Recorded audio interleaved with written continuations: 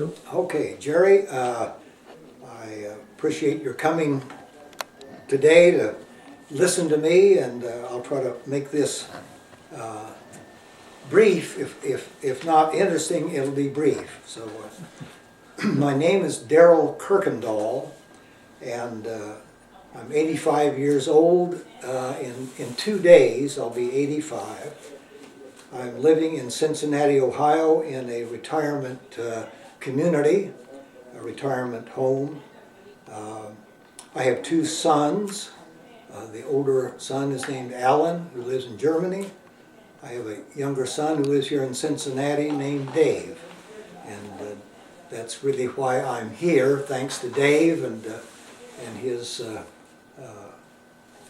care for me. Getting on to the story of my service, I dropped out of high school in my senior year in Wichita, Kansas, East High. I dropped out in early October to take advantage of the GI Bill of Rights. I think most people know what that is, but the GI Bill gave me the opportunity to get basically free tuition and books and a little stipend each month after 3 years of service. So I enlisted in the service for a 3-year enlistment, and my induction took place at Smoky Hill Air Force Base in Salina, Kansas. I hitchhiked from Wichita up to Salina, and October the 4th, to beat the deadline of October 5th, I was sworn in, duly sworn in, as a private, 172-10940. Everybody remembers that number. And I was on my way. I got the obligatory shots and vaccines and uniforms issued. Quick comment about uniforms. All my life as a young person, I could not wear anything that was wool. And the Army issued me wool uniforms, and I thought, you know, I may have to drop out of the Army. I can't wait. But I thought, no, that's not going to work. So with great intrepidation, I put the wool uniforms on, and so help me, I never had a bit of problem with wool. And I think it's a mind over matter story, and I sort of learned something from that. I went from Smoky Hill briefly to Fort Riley, Kansas by train to basic training like 10,000 other guys in San Antonio, Texas at, I'm drawing a blank, but it's the Lackland Field, Lackland Air Force Base.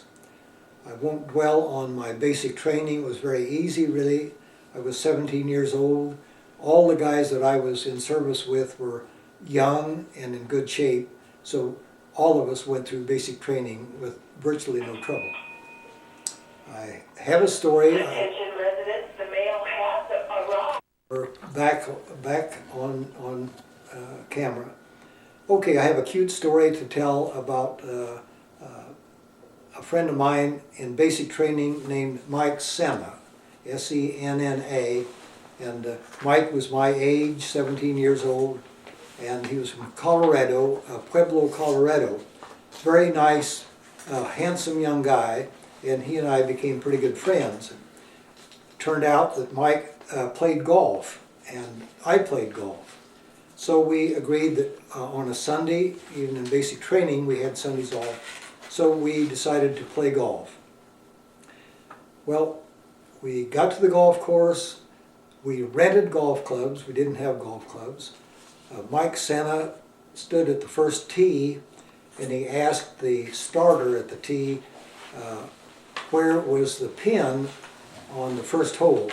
This was a dog-legged par 3 hole that dog-legged to the right, and the pin wasn't visible from the tee. But Mike wanted to know roughly where the tee was and how far it was, and I thought that's curious. And the starter told him, and Mike took a 7-iron out, hit the ball over a hill, disappeared. And I hit my ball down the fairway, walked down to my ball. By then we could see the green, and indeed Mike's ball was lying nicely on the green. And that sort of sent a message to me. About 2 holes later, I began to think there's more to this than meets the eye, and Mike finally told me that he was the Colorado state champion in high school in golf. And so I thought that was a very curious coincidence. Well, fast forwarding to the getting out of basic training, I was assigned to go to radio school to become a radio operator. And as Paul Harvey used to say on the radio, and now for the rest of the story, Mike Senna was assigned as the pro at the golf course and never moved for 3 years. He never left the golf course. They took him on as a pro. The officers loved to play with the kid. He was a scratch golfer. He became a tech sergeant in the Air Force, and as far as I'm concerned, he never served a day in the service. Good life. So that was a break for Mike. I went on to radio school. I did the honest thing and went to training in radio school at Scottsfield, Illinois, and 9 months of training there. And then applied for and was accepted into the cadet program to become a student pilot at, I guess it was Randolph Field at that time. So I was scheduled to go to the flight training in October of 1947.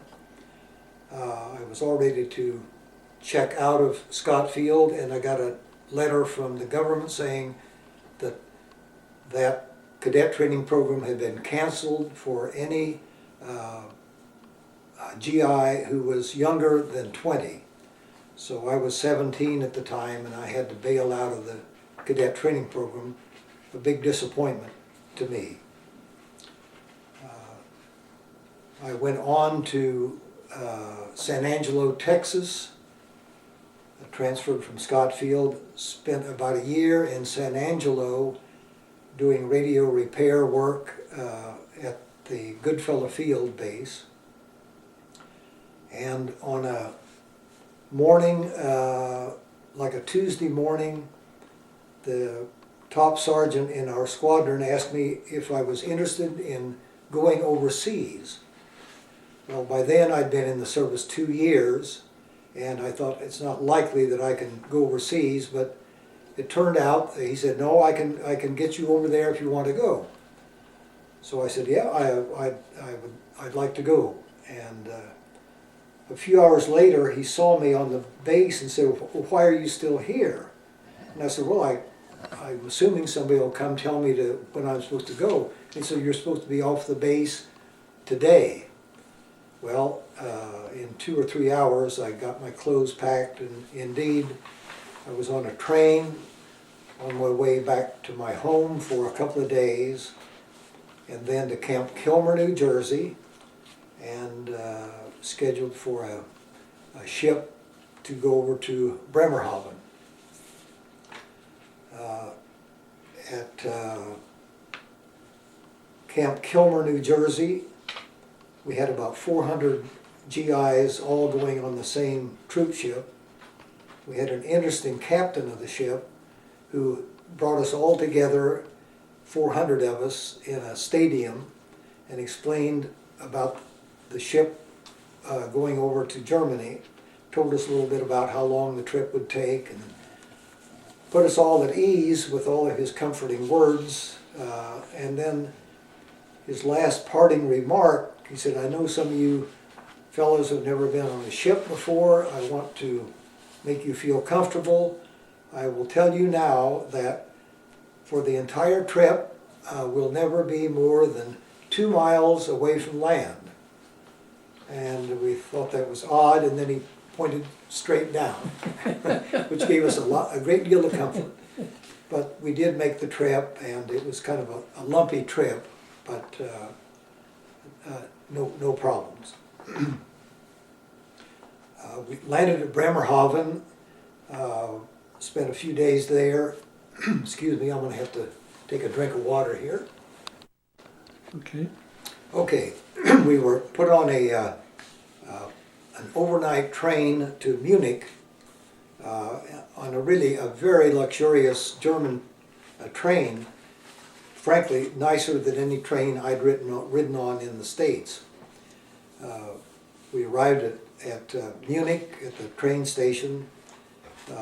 This was in 1948, so the war had been over for a couple of years, but the train station and a lot of Munich was still in bad shape. A lot of windows were still knocked out of the train station, and a lot of the buildings were still crumbled in the streets.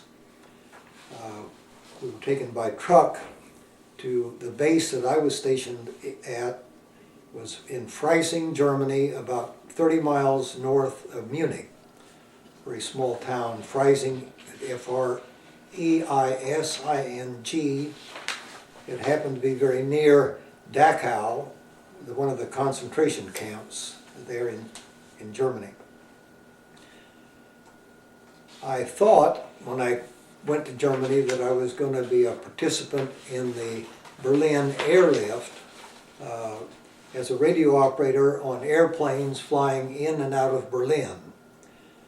That was the game plan. But the Army found out that they didn't have to have radio operators to make the flights in and out of Berlin, Tempelhof Airport, and by eliminating a radio operator and the radio equipment, they could put 600 pounds of flour in the airplane. So I was grounded again, replaced by a couple of sacks of flour. So my radio operating experience was on the ground in Germany for a year. The radio operating was rather routine. The only thing that was somewhat interesting is that the Russians were about 30 or 40 miles away from us in the eastern zone, and they would almost daily break into our communications, and we'd have to change frequencies, and then they would break in again. So we were playing a kind of a cat and mouse game between ourselves and the Germans, the Russians. No altercations. We were given carbines, by the way, 30 caliber guns, rifles, and we were told that we may have to use the rifles to stop the Russian tanks if they came across the border. we weren't looking forward to that, but that was the contract. I did, at the government's expense, I was able to take furloughs. I went skiing in Germany at one of the finest ski resorts in the Bavarian Alps. I went to Hitler's hideout, his eagle's nest, to visit that, and had a very fine year in Germany. At the end of my year, I was again trained up to Bremerhaven, boarded another luxurious troop ship, and I think it's an 8-day trip back to Camp Kilmer again.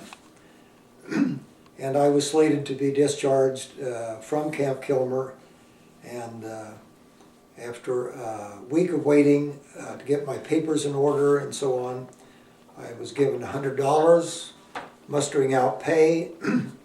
By then I had attained the lofty rank of a corporal, and went to New York City with my $100, got a shave and a haircut, which I thought I deserved, and I had my discharge patch sewed on the sleeve of my jacket, the ruptured duck that people talk about, and took a train back to Wichita, Kansas.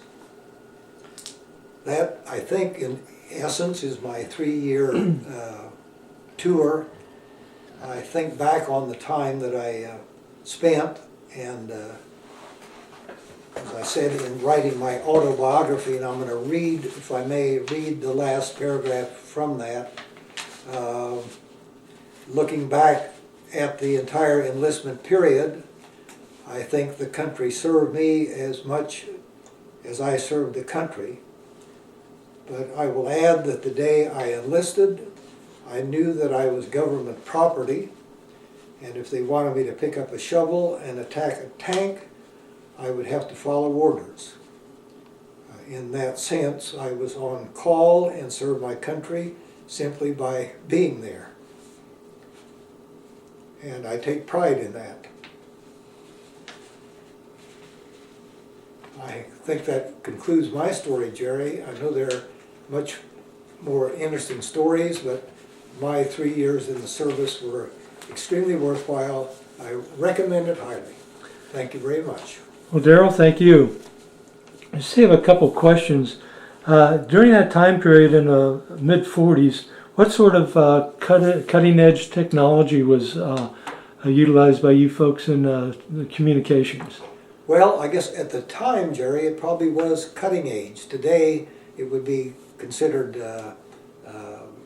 Stone Age equipment. Sure, sure. But we had radio transmitters, airborne transmitters that would we could transmit 1,000 miles, and I would occasionally contact a base in Greenland, for example.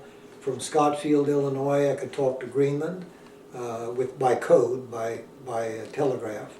So it was very effective.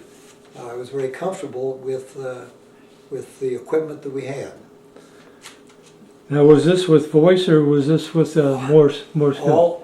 Of course, we were trained to use voice, but for any distance at all, you were almost compelled to use the Morse code, International Morse, and that was virtually all that we ever used. Even in Germany, we used no voice transmission at all. Okay. I was wondering too, the origin of the airplanes during this Berlin airlift, were they originating in England? I don't know that I can answer that. No, I think they were all of those planes with food and supplies. They actually were taking off from the western zones in Germany. Oh, okay. Very short flights. Okay. I don't think any of them flew as far as England. They made that shorter than that. Were most of these aircraft then like DC-3s? Yeah, well, they were bigger than DC-3s. These were 4-engine, I call them, they were military planes, but they have an equivalent civilian nomenclature. I want to say 54s, DC-54s, okay. something, 4-engine Right. cargo planes. Right. Okay. I think one of the interesting things that transpired while you were there in the service, Darrell, that just sort of skirted by, you were there actually during the transition from the Army, Air Force to the actual institution of the Air Force itself. Could you touch on that? Yeah, I went in. There was some confusion about that. I won't go into too much of that detail, but when I went into the service, I went in with the Army Air Force, the United States Army Air Force. About 2/3 of the way through my enlistment, the Army Air Force became instead of the Army Air Force, it became the United States Air Force. They dropped the word Army, and the uniforms changed from the khaki and olive drab wool uniforms that I wore to the blues, the Air Force blues that we now see in the Air Force dress. But I got out just in time to not actually wear. I never wore the blue uniform. I wore my khakis and ODs right up to October or August of 49 when I got out. So I was in that transition. Well, thank you. I was wondering, while you were there in Germany, did you have any experiences along the Berlin Wall? actually have an opportunity to walk along it and Did touch not, it? no, at that time, by definition, the wall was not accessible. The Russians had closed Berlin. You could not get into Berlin except by flying into the western zone of Berlin. So we didn't have, unless you flew in yourself, you didn't have access to the wall. The wall was there. You couldn't penetrate, of course. After the war, as a civilian, I did go back, and the wall was still there, and I went through Checkpoint Charlie into the eastern zone as a civilian. That's the story about the wall.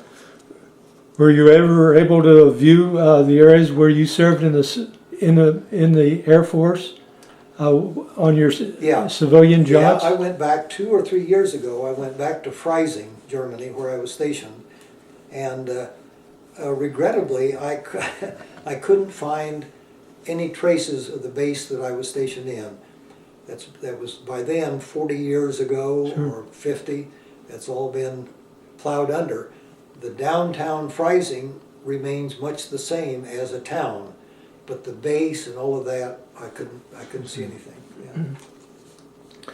Okay, well, Darrell, I want to thank you very much for your participation in the Veterans History Project, and appreciate your time, and thank you for your service. Well, it's a great thing you're doing, Jerry, and I appreciate being a participant in your work. Thank you very much, Darrell. Thank you.